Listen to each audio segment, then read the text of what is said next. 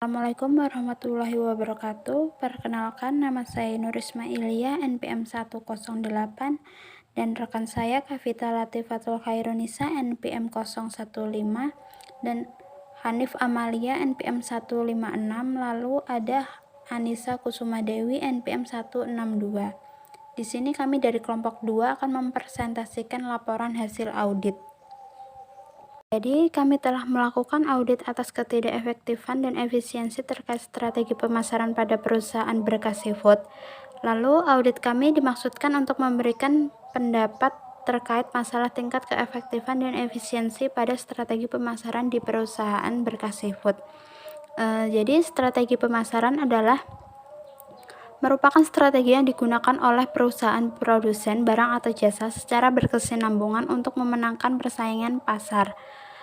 Perbaikan keefektifan dan efisiensi yang dilakukan terhadap strategi pemasaran diharapkan dapat memperbaiki tingkat penjualan di masa mendatang. Lalu hasil audit kami sajikan dalam bentuk laporan audit yang meliputi bab 1 yaitu informasi latar belakang, lalu bab 2 berisi tentang kesimpulan audit yang didukung dengan temuan audit, dan yang ketiga ada rekomendasi, lalu bab keempat merupakan ruang lingkup audit. Kita akan masuk ke pembahasan yang pertama yaitu bab 1 mengenai informasi latar belakang. Jadi PT Berkas Seafood merupakan perusahaan yang bergerak di bidang makanan. PT Berkas Seafood didirikan pada tahun 2008 oleh Bapak Wijaya sebagai pemilik perusahaan dan Bapak Bakti sebagai manajer pemasarannya. PT Berkas Seafood berlokasi di Jalan Kenanga Timur, Pagatan. Perusahaan ini memproduksi snack dan beberapa frozen food yang berbahan dasar ikan tenggiri. Tujuan didirikannya usaha ini adalah untuk meningkatkan nilai tambah ekonomis dari ikan tenggiri yang melimpah di daerahnya.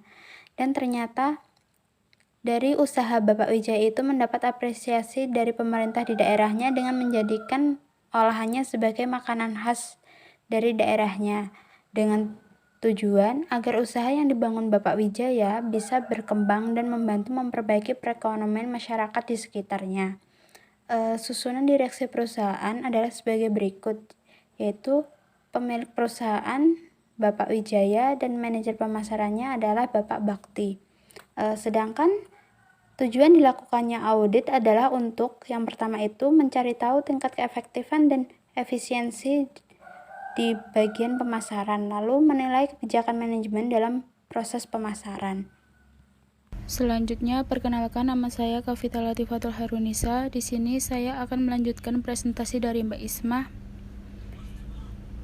yaitu kondisi. Kondisi terdiri dari yang pertama, pemasaran perusahaan tidak menyesuaikan kondisi, yaitu masyarakat yang mulai bosan dengan varian amplang. Yang kedua, perusahaan tidak memiliki prosedur perencanaan pasar secara tertulis. Yang ketiga, produk baru dengan jenis frozen food masih belum menunjukkan angka kenaikan penjualan yang signifikan. Kemudian kriterianya terdiri dari yang pertama, perusahaan harus beradaptasi dengan terjadinya perubahan kondisi bisnis. Yang kedua, perusahaan dapat beradaptasi dengan perubahan kondisi apabila memiliki prosedur perencanaan pasar secara tertulis.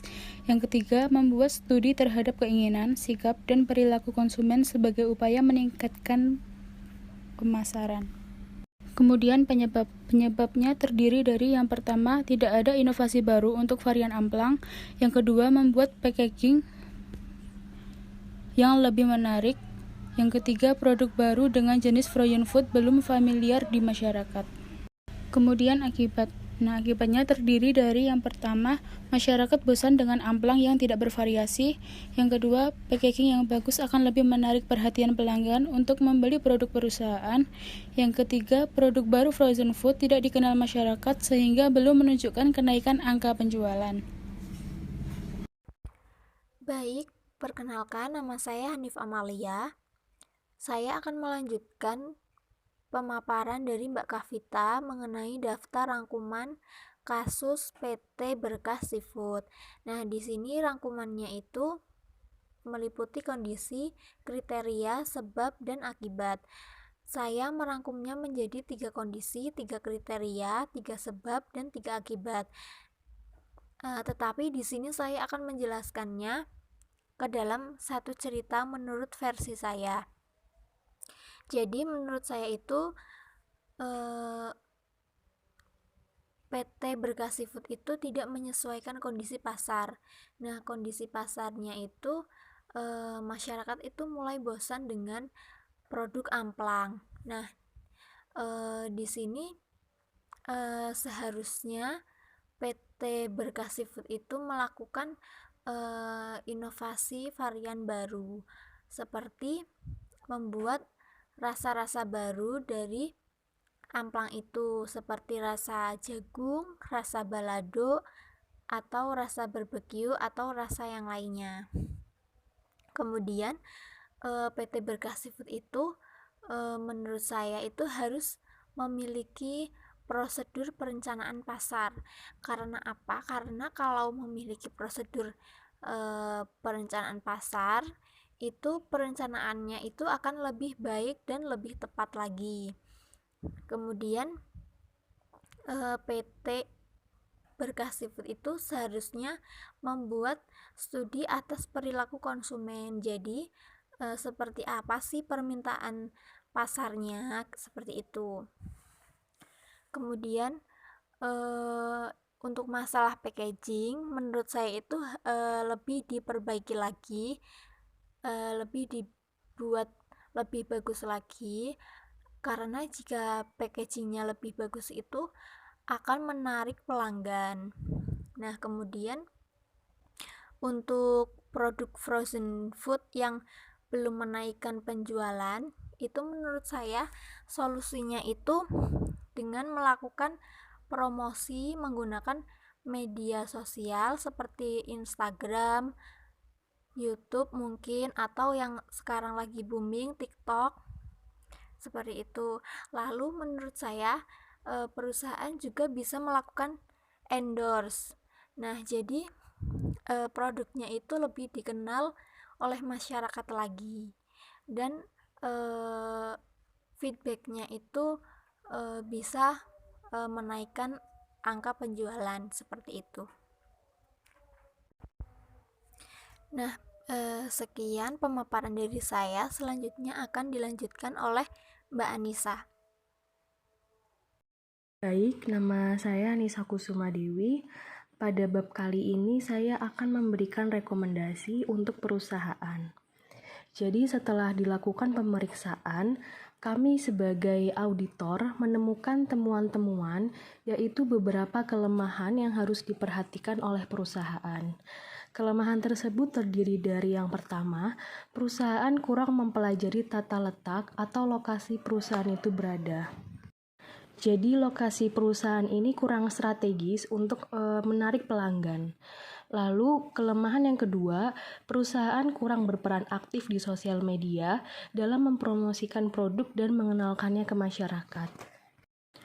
Atas kelemahan tersebut, maka kami sebagai auditor memberikan rekomendasi kepada perusahaan yang dapat ditindaklanjuti untuk memperbaiki kelemahan perusahaan.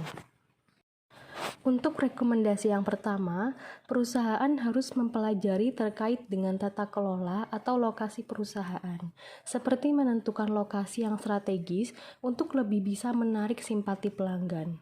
Kami merekomendasikan untuk memilih tempat yang dekat dengan keramaian, yang banyak dikunjungi oleh masyarakat, atau tempat yang sekitarnya banyak dilakukan sebagai aktivitas setiap harinya. Lalu untuk rekomendasi yang kedua, perusahaan harus lebih aktif menggunakan sosial media untuk memasarkan produknya dan juga memudahkan para pelanggan untuk datang dan mencoba produk perusahaan. Bisa dengan aktif di Instagram atau bisa mengikuti pelatihan Facebook Ads dan juga sosial media lainnya. Lalu sebisa mungkin memberikan iklan-iklan yang menarik yang nanti akan dibagikan di Instagram atau Facebook yang akan membuat masyarakat simpati melihat produk perusahaan tersebut. Bisa juga menjadikan sesuatu yang sedang viral untuk dijadikan sebuah iklan agar para masyarakat bisa tertarik dengan produknya. Untuk bab selanjutnya yaitu ada ruang lingkup audit. Jadi sesuai dengan penugasan yang kami terima, audit yang kami lakukan di suatu perusahaan hanya memiliki masalah atau kelemahan pada bagian pemasaran di perusahaan PT Berkah Seafood. Audit yang kami lakukan ini juga meliputi penilaian dalam kecukupan manajemen pemasaran yang bertugas dalam memasarkan produk yang ada pada perusahaan PT Berkah Seafood. Terima kasih, sekian presentasi dari kami terkait dengan kasus audit yang telah kami kerjakan. Kurang lebihnya mohon maaf. Wassalamualaikum warahmatullahi wabarakatuh.